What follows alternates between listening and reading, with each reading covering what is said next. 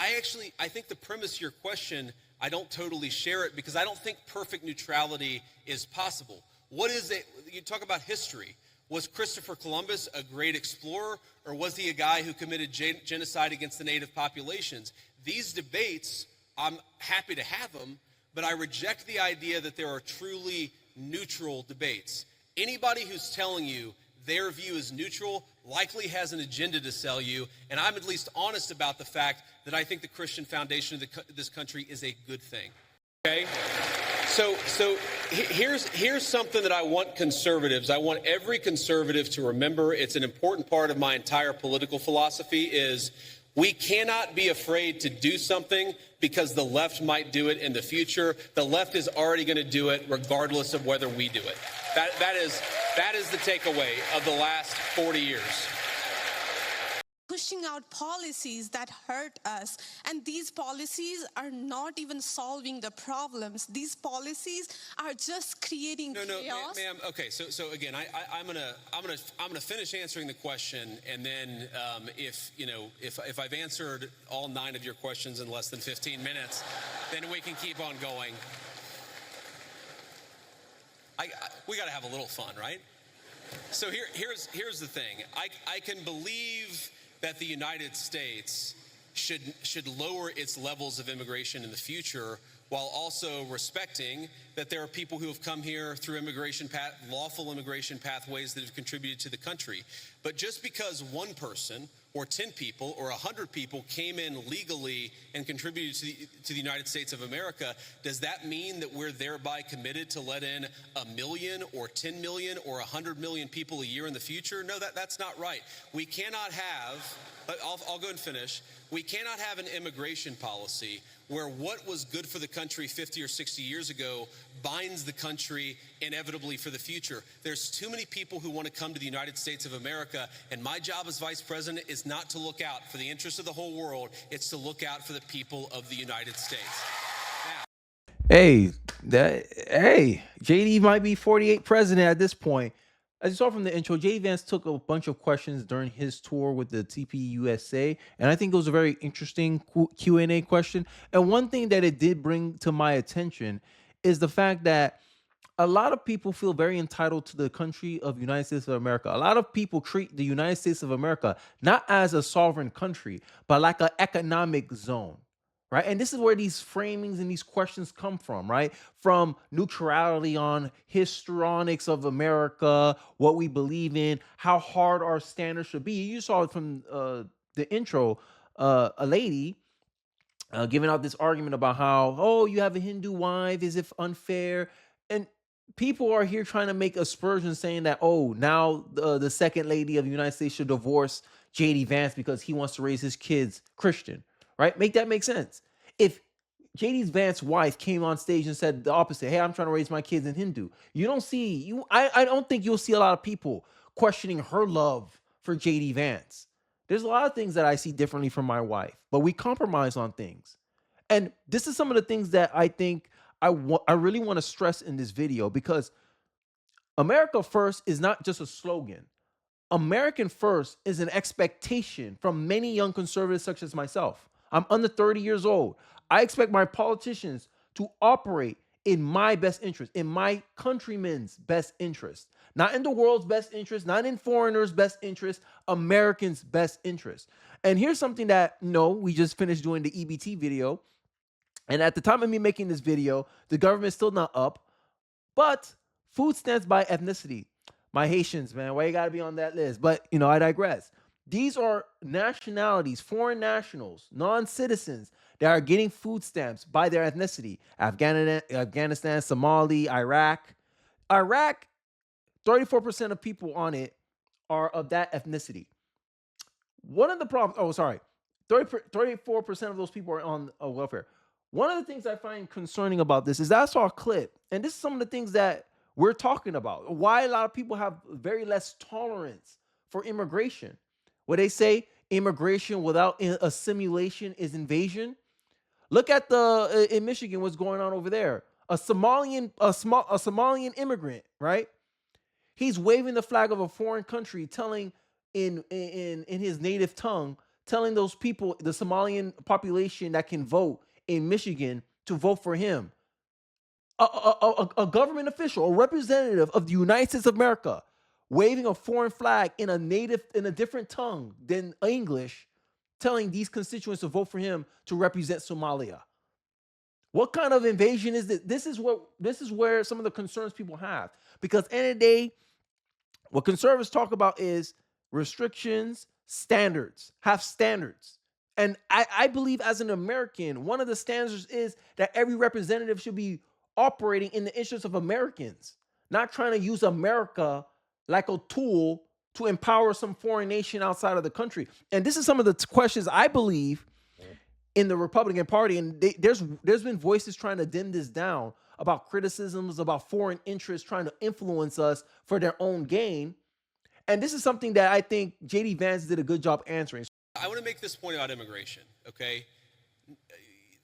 If you ask the question, what is the exact right number of immigrants for the United States to let in, it is just very specific on the context. If you go back to the 1920s, the United States passed an Immigration Reform Act that effectively cut down immigration to close to zero for 40 years in this country.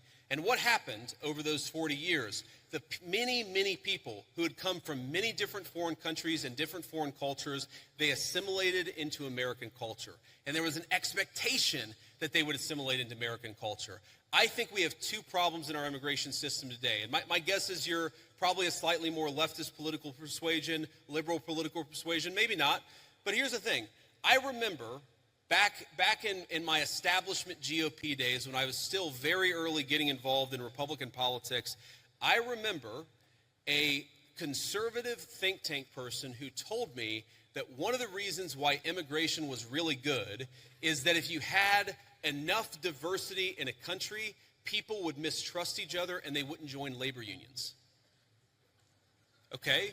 So when I see a lot of left-wing people who theoretically support organized labor saying we need to flood the country with a limitless number of immigrants, they're unwilling to set any limitations on it. My response to that is you are destroying the very social trust on which American freedom and prosperity was built. And that is really important to me. So the honest answer to your question, what is the exact number of immigrants America should accept in the future? Right now, the answer is far less than we've been accepting. We have got to become a common community again, and you can't do that when you have such high numbers of immigration, which is one of the reasons why we have the immigration policy we do. Thank you. I'm a Christian man, and I'm just confused why that there's this notion that we might have owe Israel something, or that they're our greatest ally, or that we have to support this multi-hundred-billion-dollar foreign aid package to Israel to cover this, to quote Charlie Kirk, ethnic cleansing in Gaza. I'm just confused why this idea has come around, considering the fact that not only does their religion not agree with ours, but also openly supports the prosecution of ours. Yeah, so let me say a few things about this. First of all, when the President of the United States says America first, that means that he pursues the interests of Americans first. That is our entire foreign policy. And that doesn't mean that you're not going to have alliances, that you're not going to work with other countries from time to time. And that is what the president believes, is that Israel, sometimes they have similar interests to the United States and we're going to work with them in that case. Sometimes they don't have similar interests to the United States. And this example, the most recent Gaza peace plan that all of us have been working on very hard for the past few weeks, the president of the United States could only get that peace deal done by actually being willing to apply leverage to the state of Israel. So when people say that Israel is somehow manipulating or controlling the president of the United States, they're not controlling this president of the United States, which is one of the reasons why we'd be able to have some of the success that we've had in the Middle East. As you saw, hey, those questions, sorry, if you want the young conservative vote, those are questions you have to answer. I like JD's answer. Hey, sometimes you have to be practical, make alliances with people. Sure. Yes, it's very, very reassuring that, you're not being fully controlled by them. When your interests align, you work with them. When your interests don't align, you give leverage, right? The same way that the Democrats are trying to apply leverage on the GOP. But that's for my next video. Right now, I want to get into this point about the immigration kind of debate and talking points that a lot of these people, these leftists, talk about. Because I always hear a lot about how the leftists think that they have the Americans' best interests at heart. But then when I bring out policies or results of the open borders, how it affects the American worker, right? It lowers Americans' leverage on a livable wage, right? Because illegal immigrants, they give corporations the ability to undercut the wages, pay them for cheap, get more output and work out of them, right? And get to knock the American worker off to the side. Because at the end of the day, it's not like Americans don't want to do certain jobs. Americans won't do certain jobs for a certain pay. And corporations, you're using mass immigration, mass illegal immigrants to undercut the American worker. And labor unions understand this, that having illegals import in your country unrestricted makes labor unions lose leverage. And this is something that a lot of Democrats, when they want to start debating, oh my God, Kenny, you're anti this, you're anti-American, shame on you. No, I'm actually American first. I'm pro-American. I'm a pan-American, right? This is not in the interest of Black America, Asian America, Hispanic America, and it's not in none of our interest here, allowing a class of people who can be used and abused by the Democratic Party, right? Who use them as political pawns to shift census, to fluff up their census numbers so that way they can get more representation in government in already strong blue cities and states, right? You don't talk about that political leverage. Majority of Americans agree that non-citizens should not be counted as part of the census. But what Democrats do every single time? Vote against that interest. And yet Democrats will have the gall, progressives will have the gall to open their mouth and say they represent America's interests. Kiss my butt. Democrats are the only politicians that are saying that they need this leverage. They need to use the American people as leverage. I have not heard a single Republican recorded on video saying that they're using the American people as leverage for negotiation. Not one. But I found a Democrat though, and that lies the difference. And it keeps backing up this theory I keep mentioning on this channel about how Democrats, I call them the narcissistic party, the self-centered party, because it only matters what they want. They don't take the half of America's considerations, thoughts into consideration. And they think this is going to backfire on the GOP? That, and when you talk about too many immigrants here, when did you guys decide that number? Why did you sell us a dream? You made us spend our youth, our wealth in this country and gave us a dream. You don't owe us anything. We have worked hard for it. Then how can you as a vice president stand there and say that we have too many of them now and we are going to take them out to people who are here rightfully so by paying the money that you guys asked us? You gave us the power. So this is one thing, and sorry, I cut it off already. This is one tactic that the Democrats love to do, is try to lump all migrants together, the illegal and the legal. I always hated that argument. I always hated that attempts of conditioning your perception that, oh, the Republicans are going after all illegals, all migrants, sorry. No, we're going after illegals, the one who didn't come into this country the proper way. If you came in here the proper way, you have nothing to worry about. But this is the fear-mongering tactics, the same way that Democrats in my community, when I grew up at, where they used to fear-monger about Republicans coming for your EBT, right? They're deploying the same tactics to people who recently became citizens, who took a citizen's test and became American citizens. This is how their fear train of the Democratic Party keeps going on and on and on. Because these people, they use very manipulative tactics. I'm just being honest right here. But I digress. Let's see how JD responds to the question.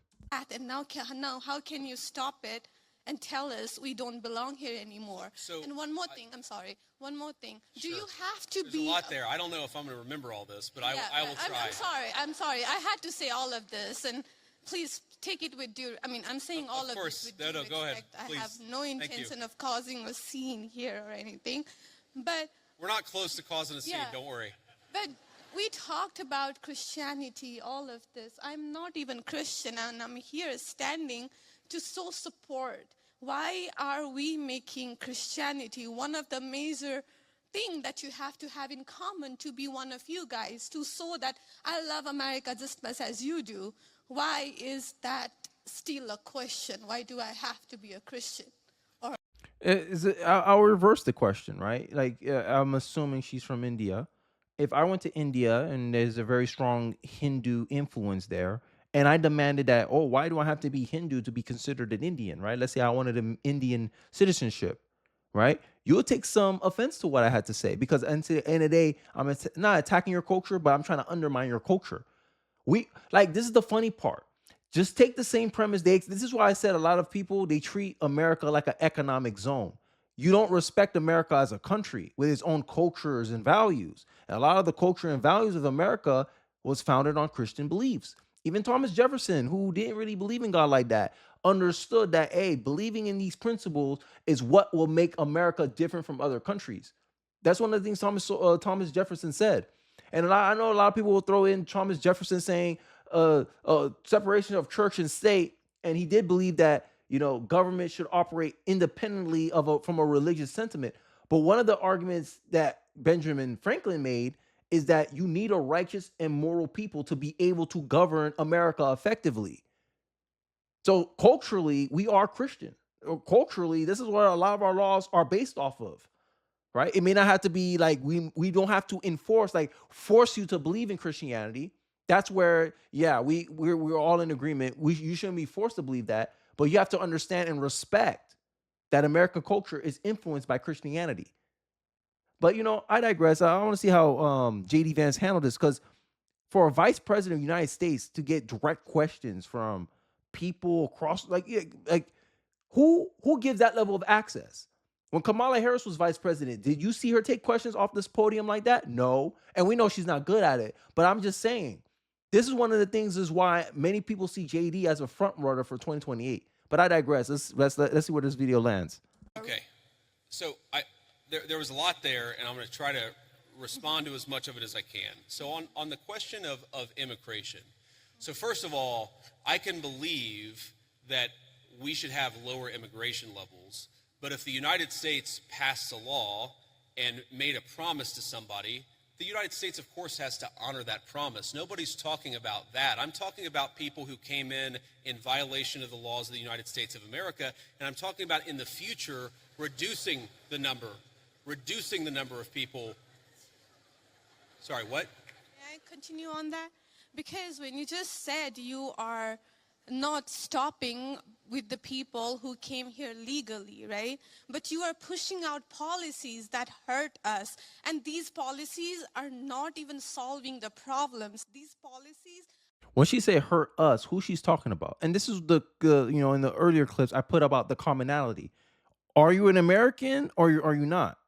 Right? And this is where the conservative in me starts coming out. Like, what are you trying to conserve? Are you trying to conserve immigrants' interests or Americans' interests? Because now you're part of our team now, right? Right? But this is the concern that a lot of people have. This is the assimilation part. Hey, I know you understand you came, but you left that place for a reason. You're here for a reason. You decided to become an American citizen for a reason. Right? This is almost like in my head, I have this mentality, burn the boats. Like, you're committed or you're not. It's like being in a marriage. Oh, I'm married now, but I kind of still want to go out into the bars and do my... People are going to be like, yo, are you married or are you not? And it's the same thing with citizenship. Are you American or are you not? Yes, you can be a dual citizen, fine, whatever. But end of the day, you have to understand, within context, hey, this is not in the quite interest of Americans to keep these immigrants coming in here who keeps breaking the laws. And just because I came here legally doesn't mean that when we start restricting access, right? We're closing the flow, right? All of a sudden you feel threatened. No. It's just that's the time that, hey, America, like you came in at a good time. Now America's closed. And JD's not even saying something extreme. All he's saying is, hey, 20 million people came over this country possibly illegally. And we can't incentivize that behavior any longer.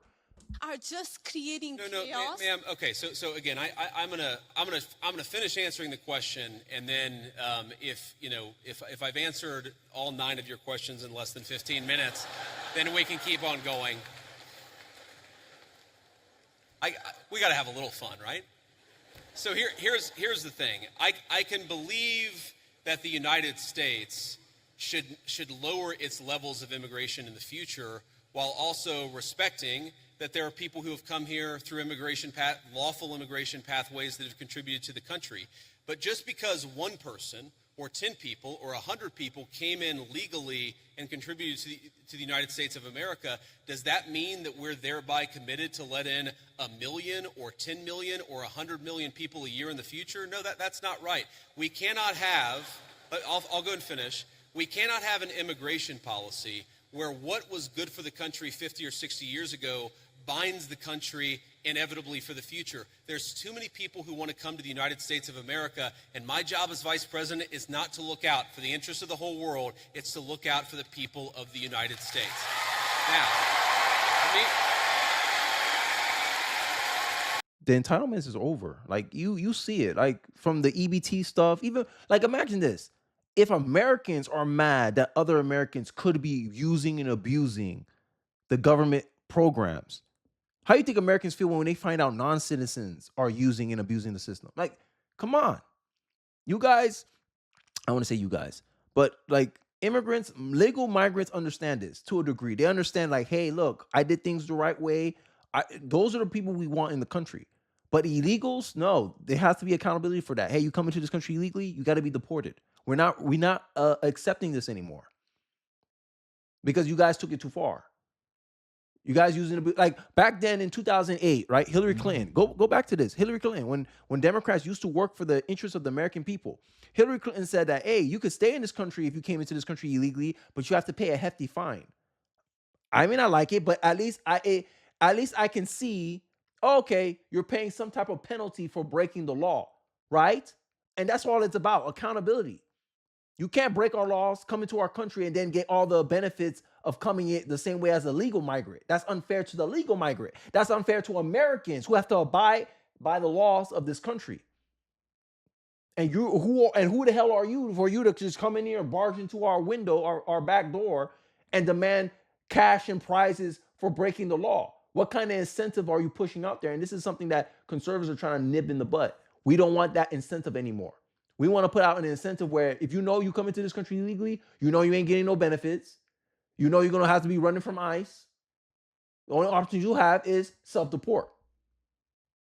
That's it. The conservative principle is make sure bad actors don't use and abuse the system. That's the primary focus of conservatism. It may come across harsh, but it's practical. It's real. There's a reason why you have a front door in front of your door. It's not like you live in a bad neighborhood, but it's for precautions, right? It's the same thing here. We don't want people continuously to use and abuse the systems. But I digress. I'll leave it at there. I think JD Vance did an awesome job here. Who gets that level of access to a vice president, right? You didn't get that with Kamala. You didn't get that with Mike Pence possibly. Taking the Q&A questions. Hey, I like what JD Vance is doing so far. Hey, wish him more success, and this is one of the reasons why he's a contender for 2028. But without further ado, let me know your thoughts and perspective in the comment section below. Do you like the way that JD Vance answered the question? Do you find anything that JD Vance said based on the clips that I put out here that you disagree with? Let me know in the comment section below what you guys are thinking. Don't forget to like, comment, subscribe, share the video if you feel so inclined. It really does help me on the algorithm, and I'll catch you guys on the next one. Peace.